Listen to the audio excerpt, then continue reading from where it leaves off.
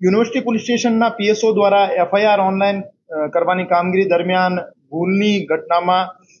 ભૂલથી ઘટના સ્થળમાં યુનિવર્સિટી કેમ્પસ લખાઈ ગયેલ હતો, જેથી એક ગેરસમજ ઊભી થયેલી કે આ દેશી દારૂની ભટ્ટીનો કેસ જે છે યુનિવર્સિટી કેમ્પસમાંથી કરવામાં આવેલ છે, જબકી આ ગેરસમજ કર્મચારીની ભૂલના લીધે ઊભી થયેલ હતી। જવાબદાર કર્મચારીઓ વિરુદ્ધ એસીપી પશ્ચિમ વિભાગને પ્રાથમિક તપાસ સોંપવામાં આવી છે અને શિક્ષાત્મક કાર્યવાહી હાથ ધરવામાં આવશે અને નામદાર કોર્ટને આ બાબતે એક રિપોર્ટ કરવામાં આવશે, જેમાં સ્થળની ભૂલ નામદાર કોર્ટને જાણ કરવામાં આવશે। એફઆઈઆર ઓનલાઈન થયા પછી એમાં સુધારા વધારા થઈ શકતા નથી, એના લીધે કોલમ નંબર 5ની ભૂલ સુધારી શકતી નહીં। બાકી આ પૂરી સમગ્ર ઘટનાક્રમમાં યુનિવર્સિટી કેમ્પસમાંથી કોઈ પણ પ્રકારની કોઈ ભટ્ટી પકડવામાં આવેલ નહીં હતી। ખરેખર આ રૈયાધાર વિસ્તારના મફતિયાપરામાંથી એક ભટ્ટી નો કેસ કરવામાં આવેલ હતો।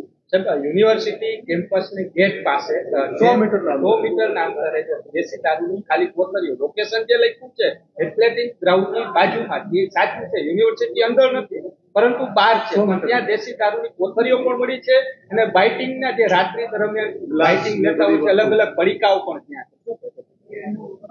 આમાં અવારનવાર આ વિસ્તારમાં રૈયાધાર વિસ્તારમાં દેશી દારૂની ભટ્ટીઓના અને દેશી દારૂના કેસ કરવામાં આવે છે, તો મે બી ત્યાં ખાલી કોથળીઓ મળી આવી હશે।